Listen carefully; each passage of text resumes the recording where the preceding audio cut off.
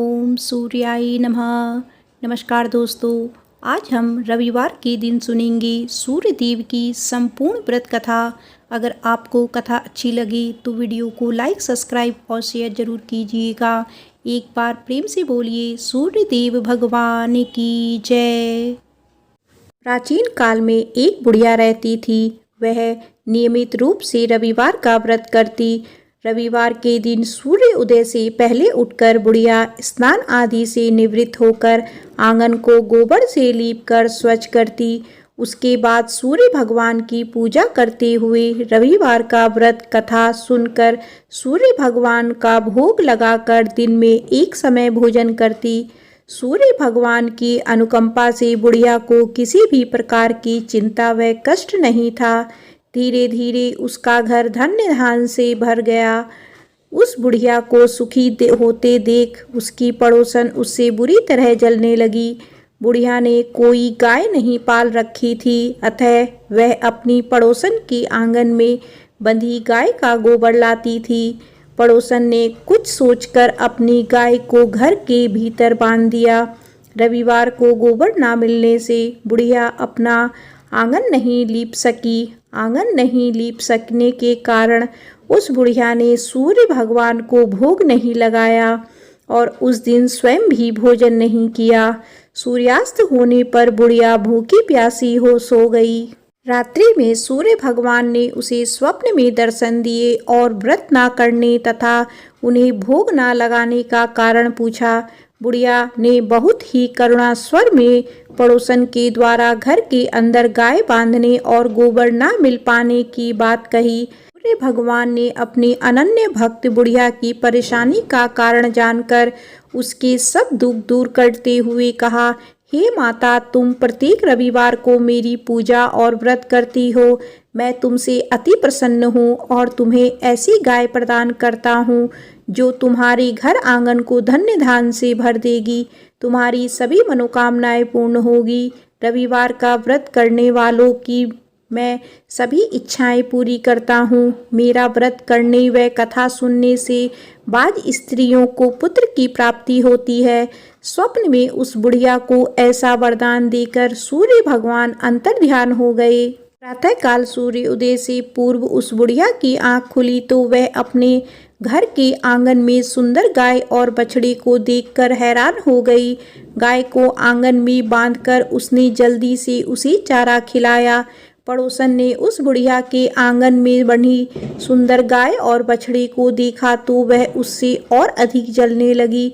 तभी गाय ने सोने का गोबर किया। गोबर को देखते ही पड़ोसन की आंखें फट गई। पड़ोसन ने उस बुढ़िया को आसपास ना पाकर तुरंत उस गोबर को उठाया और अपने घर ले गई और अपनी गाय के गोबर को वहां रख आई। सोने के गोबर से पड़ोसन कुछ ही दिनों में धनवान हो गई। गाय प्रतिदिन सूर्य उदय से पूर्व सोने का गोबर किया करती थी और बुढ़िया के उठने से पहले पड़ोसन उस गोबर को उठा ले जाती थी। बहुत दिनों तक बुढ़िया को सोने के गोबर के बारे में कुछ पता ही नहीं चला। बुढ़िया पहले की तरह हर रविवार को भगवान सूर्य देव का व्रत करती रही और कथा सुनती रही। लेकिन सूर्य भगवान को जब पड़ोसन की चालाकी का पता चला तो उन्होंने तेज आंधी चलाई। आंधी का प्रकोप देखकर बुढ़िया ने गाय को घर के भीतर बांध दिया। सुबह उठकर बुढ़िया ने सोने का गोबर देखा। उसे बहुत आश्चर्य हुआ। उस दिन के बाद बुढ़िया गाय को घर के भीतर बांधने लगी। सोने के गोबर से बुढ़िया कुछ ही दिन में बहुत धनी हो गई। उस बुढ़िया के धनी होने से पड़ोसन बुरी तरह जल भुनकर राख हो गई और उसने अपने पति को समझा बुझाकर उस नगर के राजा के पास भेज दिया। राजा को जब बुढ़िया के पास सोने के गोबर देने वाली गाय के बारे में पता चला तो उसने अपने सैनिक भेजकर बुढ़िया की गाय लाने का आदेश दिया। सैनिक उस बुढ़िया के घर पहुंचे। उस समय बुढ़िया सूर्य देव को भोग लगाकर स्वयं भोजन ग्रहण करने वाली थी। राजा के सैनिक ने गाय और बछड़े को खोला और अपने साथ महल की ओर ले चले। बुढ़िया ने सैनिकों से गाय और बछड़े को ना ले जाने की प्रार्थना की। बहुत रोई चिल्लाई लेकिन राजा के सैनिक नहीं माने। गाय व बछड़े के चले जाने से बुढ़िया को बहुत दुख हुआ। उस दिन उसने कुछ नहीं खाया और सारी रात सूर्य भगवान से गाय व बछड़े को लौटाने के लिए प्रार्थना करती रही। सुंदर गाय को देखकर राजा बहुत खुश हुआ। सुबह जब राजा ने सोने का गोबर देखा तो उसके आश्चर्य का ठिकाना ना रहा। उधर सूर्य भगवान को भूखी प्यासी बुढ़िया को इस तरह प्रार्थना करते देख उस पर बहुत करुणा आई। उसी रात सूर्य भगवान ने राजा को स्वप्न में कहा, राजन, बुढ़िया की गाय और बछड़ा तुरंत लौटा दो, नहीं तो तुम पर विपत्तियां का पहाड़ टूट पड़ेगा, तुम्हारा महल नष्ट हो जाएगा। सूर्य भगवान के स्वप्न से बुरी तरह भयभीत राजा ने प्रातः उठते ही गाय और बछड़ा बुढ़िया को लौटा दिया। राजा ने बहुत सा धन देकर बुढ़िया से अपनी गलती के लिए क्षमा मांगी। राजा ने पड़ोसन और उसके पति को उसकी इस दुष्टता के लिए दंड दिया। फिर राजा ने पूरे राज्य में घोषणा करवाई कि सभी स्त्री पुरुष रविवार का व्रत किया करें। रविवार का व्रत करने से सभी लोगों के घर धन्य धान्य से भर जाएंगे। चारों ओर खुशियां छा गई। सभी लोगों के शारीरिक कष्ट दूर हो गए। राज्य में सभी स्त्री पुरुष सुखी जीवन यापन करने लगे। बोलो सूर्य भगवान की जय। आइए सुनते हैं भगवान सूर्य नारायण की कथा। एक ब्राह्मण था, वह सूरज भगवान का भक्त था। नहाता धोता कहानी कहता था, पर कमाता कुछ भी नहीं था। ब्राह्मण घर में रहता तो ब्राह्मणी बार बार कमाने के लिए परेशान करती। बाहर कहीं जाता तो अड़ोसी पड़ोसी भी उसे निकम्मा कहकर अपमानित करते। अतः एक दिन वह नहा धोकर अपने पूजन की सामग्री लेकर वह जंगल में चला गया। वहाँ एक सूखे पीपल का पेड़ के नीचे बैठकर पूजा पाठ करी और सूरज भगवान की कथा कही। वहाँ पीपल के पास एक सूखा सा तालाब भी था। उसमें थोड़ा सा ही पानी था। उसी पानी से लोटा भरकर सूर्य भगवान को जल चढ़ाया। पूजा का जल बहकर पीपल और सूखे तालाब में भी गया। जल के जाते ही सूखा पीपल हरा भरा तथा सूखा तालाब साफ पानी से भर गया। उस जल में सूर्य भगवान दिखाई देने लगे और कहने लगे, ब्राह्मण, मांग तू क्या मांगता है। ब्राह्मण ने सुना तो वो घबरा गया। सोचने लगता है पीपल में कोई भूत रहता है। रोज जब वह पूजा करता तभी आवाज आती। सुन सुनकर वह चिंता के कारण दुबला होने लगा। ब्राह्मणी कभी कभी ब्राह्मण से मिलने जंगल आती थी। उसने ब्राह्मण से पूछा, आप प्रतिदिन दुबले क्यों हुए जा रहे हैं। तब ब्राह्मण ने सारा हाल बताया। तब ब्राह्मणी ने कहा कि आपके बाद ही आवाज आती है ना। मुझे तो लगता है कि सूर्य भगवान स्वयं आते हैं। इस बार जब आवाज आए तो तुम सब कुछ मांग लेना। ब्राह्मण ने बोला, कैसे मांगूं? ज़्यादा कुछ कहना होगा तो मैं भूल जाऊंगा। कोई ऐसी तरकीब बताओ जिससे कम शब्दों में ज़्यादा कुछ मिल जाए। ब्राह्मणी ने कहा, तुम इस प्रकार कहना, 9 खंडे महल के अंदर सोने के पालने में पड़पोते को दास दासियां द्वारा खिलाते अपनी आँखों से देखूं। इस प्रकार लंबी उम्र महल बेटे पोते पड़पोते और धन सब मिल जाए। क्योंकि जब धन होगा तभी तो सोने का पलंग, दास दासियां होंगे और आंखें घुटने ठीक होंगे।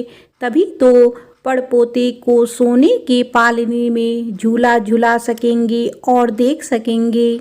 दूसरे दिन पूजा के बाद आवाज आई तो ब्राह्मण ने वैसा ही कहा जैसा ब्राह्मणी ने समझाया था। सूरज भगवान ने कहा, दिखने में तो भोला भाला लगता है, पर एक ही बार में सब मांग लिया। सूरज भगवान ने कहा, जा तेरी इच्छा पूरी होगी। ब्राह्मण जंगल से घर आया तो देखा कि उसकी टूटी हुई झोपड़ी की जगह एक 9 खंडा महल खड़ा है। दास दासी आ जा रहे थे। ब्राह्मण ने उनसे कहा, यहाँ मेरी झोपड़ी और बूढ़ी ब्राह्मणी थी, कहाँ गई? उस समय महल की खिड़की से एक सुंदर औरत गहनों और सुंदर कपड़ों से सजी हुई बाहर आई और ब्राह्मण से बोली, आ जाओ, ये अपना ही घर है। सूरज भगवान ने तुम्हारी मनोकामना पूर्ण कर दी है। ब्राह्मण ने कहा, हम इतने धन का क्या करेंगे? ब्राह्मणी ने कहा, धन से क्या नहीं होता, दान पुण्य यज्ञ होम करेंगे। फिर ब्राह्मण ने वैसा ही किया। अब सब राजा की जगह ब्राह्मण का गुणगान करने लगे। राजा ने यह सब सुनकर ब्राह्मण को बुलाया और पूछा, कल तक तो आपको खाना भी नहीं मिलता था, आज ये धन कहाँ से आ गया? कहाँ से चोरी डाका डाला? ब्राह्मण ने कहा कि यह सब तो सूर्य भगवान की कृपा है और सारी कहानी राजा को बता दी। राजा ने कहा, मेरे पुत्र नहीं है तो मुझे क्या करना चाहिए? ब्राह्मण ने राजा को सूर्य भगवान की पूजा की विधि बताई। राजा ने वैसा ही किया जो उसके पुत्र हो गया। सब लोग सूर्य भगवान की जय जय बोलने लगे। हे सूर्य भगवान, जैसा ब्राह्मण और राजा की मनोकामना पूर्ण की, वैसी सबकी करना। कहानी कहने वाले की, कहानी सुनने वालों की, सबकी मनोकामना पूर्ण करना। बोलो सूर्य भगवान की जय। आइए सुनते हैं सूरज भगवान की रोट के व्रत वाली कहानी। किसी गांव में एक माँ और उसकी बेटी दोनों सूरज जी की व्रत किया करती थी। एक बार सूरज जी के व्रत वाले दिन माँ ने बेटी से कहा, मैं पानी लेने जा रही हूँ, तू 2 रोट बना कर रख लेना, एक छोटा और एक बड़ा रोट बनाना जो हम पूरा खा सकें, क्योंकि रोट को जूठा नहीं छोड़ते। रोट के आटे में नमक मत डालना, यह अलुना होता है। माँ पानी भरने चली गई और बेटी रोट बनाने लगी। तभी सूरज भगवान एक साधु बाबा का वेश बनाकर वहां आए और भिक्षा मांगने लगे। लड़की ने कहा, मेरी माँ का रोट तो बन गया है, पर मेरा रोट बनेगा उसमें से आपको दूंगी। बाबा ने कहा, जो रोट बन चुका है उसी में से दे दो, नहीं तो मैं जा रहा हूँ। लड़की ने माँ के रोट में से टुकड़ा तोड़कर दे दिया। जब माँ वापस आई तो बहुत नाराज हुई और बोली, हे लड़की, मेरी रोटी का टुकड़ा दे दिया, मेरी रोटी मुझे साबुत दे। वह लड़की को मारने लगी। लड़की डर कर जंगल में भाग गई और एक पेड़ पर चढ़कर बैठ गई। सूरज भगवान ने सोचा, बेचारी लड़की को मेरे कारण घर से निकलना पड़ा, इसीलिए इसकी रक्षा मुझे ही करनी पड़ेगी। सूरज भगवान रोज उसके लिए चूरमे का एक लड्डू और 1 लोटा पानी भेज देते थे। लड़की मज़े से खा पी लेती थी और बैठी रहती थी। एक दिन एक राजा शिकार करते हुए उधर से निकले। थकान मिटाने के लिए उसी पेड़ के नीचे आराम करने रुके। राजा ने अपने सेवकों से कहा, प्यास से जान निकली जा रही है, चुल्लू भर पानी मिल जाता तो प्राण बच जाते। पेड़ पर बैठी लड़की ने यह सुना तो उसने चुल्लू भर पानी डाल दिया। राजा ने पानी पी लिया। राजा ने कहा, अरे सेवक, आधी जान तो बच गई, एक चुल्लू पानी और मिल जाए तो आधी जान और बच जाएगी। लड़की ने फिर एक चुल्लू पानी डाल दिया। राजा ने पी लिया। राजा को आश्चर्य हुआ। उसने सेवक से कहा, ऊपर अवश्य कोई है, तू ऊपर चढ़ और देख कौन है। सेवक ऊपर चढ़ा तो उसे लड़की मिली। लड़की ने सेवक से कहा, भैया, तुम ये स्वादिष्ट लड्डू खा लो और पानी पी लो, पर राजा को मेरे बारे में मत बताना, कह देना कि ऊपर कोई नहीं है, पता नहीं राजा मेरे साथ कैसा व्यवहार करेंगे। सेवक भूख प्यास से परेशान था। उसने लड्डू खाया, पानी पिया और नीचे जाकर राजा से कह दिया कि ऊपर कोई नहीं है।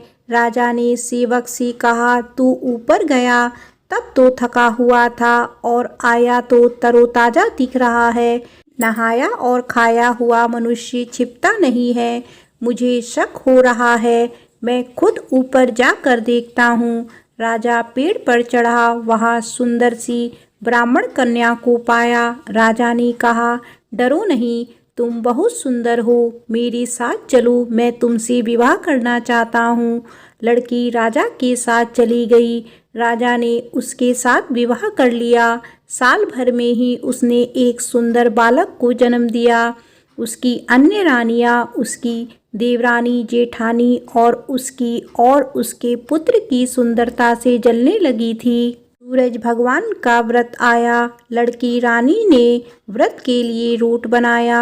दूसरी रानियों ने राजा से कहा, तुम्हारी नई रानी को रोट बनाना नहीं आता, उसका बनाया हुआ रोट खाओगे तो आपका पेट दुखेगा, रानी खाएगी तो कुंवर का पेट दुखेगा। नई रानी ने यह सब बात सुन ली और उसने रोट को थाली के नीचे छुपा दिया और सूर्य भगवान से सहायता के लिए प्रार्थना करने लगी। राजा ने जब पूछा कि थाली के नीचे क्या है, तो उसने कहा कि मेरे गरीब पीहर से आया हुआ उपहार है। राजा ने थाली उठाई तो देखा उसके नीचे सोने का चक्र था। राजा ने कहा, वाह, गरीब पीहर वालों का ऐसा उपहार। नई रानी चुप रही।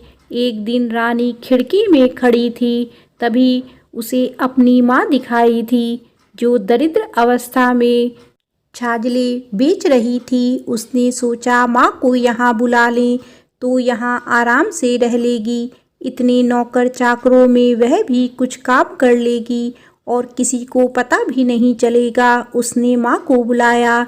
रानी की माँ आते ही वही बात दोहराने लगी, हे लड़की, मेरी रोटी का टुकड़ा दे दिया, मुझे मेरी साबुत रोटी दे। रानी ने सोचा, कहीं सबको पता ना चल जाए कि मैं अपनी माँ को इस तरह महल में बुलाया है, मुसीबत हो सकती है। उसने माँ को चुपचाप एक कमरे में रहने को कहा, बाहर से ताला लगा दिया। रानी की देवरानी, जेठानी व अन्य रानियां राजा से कहने लगी कि रानी का व्यवहार संदेह पैदा करता है। एक औरत महल में घुसी थी पर वह वापस नहीं निकली। छोटी रानी यह सुन लिया। वह सूर्य भगवान से इस विपत्ति से बचने की प्रार्थना करने लगी। राजा ने वहां आकर उस कमरे की चाबी मांगी। राजा ने कमरा खोला तो वहां सोने की एक मूर्ति थी। राजा ने पूछा, यह मूर्ति कहाँ से आई? रानी ने कहा, मेरे गरीब से पीहर का उपहार है। राजा ने कहा, तुम्हारे गरीब पीहर से इतने कीमती उपहार आते हैं, मुझे तुम्हारा पीहर देखना है, हम वहाँ चलेंगे। रानी ने फिर सूरज भगवान से मदद मांगी। सूरज भगवान ने कहा कि मैं सवा पहर की व्यवस्था तो कर दूंगा, लेकिन फिर मुझे दूसरी नगरी में उजाला करने जाना होगा। सूर्य भगवान ने जंगल में माया नगरी बसा दी। महल, झरोखे, बाग बगीचे, रिश्तेदार आदि सब माया से बना दिए। महल की रसोई में कई प्रकार के व्यंजन बन रहे थे। सबसे मिलकर और खा पी कर रानी ने राजा से वापस चलने को कहा। राजा ने कहा, जल्दी क्या है, थोड़ा आराम कर ले। रानी ने बड़ी मुश्किल से राजा को वापस चलने के लिए मना लिया और वे रवाना हो गए। थोड़ी दूर जाने के बाद राजा को ध्यान आया कि उनकी कटार वहीं रह गई है। राजा ने सेवक को कटार लाने भेज दिया। सेवक वहां गया तो देखा कि वहां जंगल के सिवा कुछ भी नहीं था। कटार झाड़ी में पड़ी मिली। कटार लेकर सेवक आया और उसने यह सब राजा को बताया। राजा को पहले ही शक था। उसने तलवार निकाली और गुस्से में आकर रानी से सच बताने को कहा। रानी ने सब कुछ सच सच कह डाला और सूरज भगवान की कृपा और मदद के बारे में भी बताया। यह सब सुनकर राजा बहुत खुश हुआ और रानी को सूरज रोट का व्रत अच्छे से करने को कहा। रानी का मान और बढ़ गया। हे सूरज भगवान, जैसा सुख उस लड़की को मिला वैसा ही सुख यह कहानी कहने और सुनने वाले को भी देना। बोलो सूरज भगवान की जय।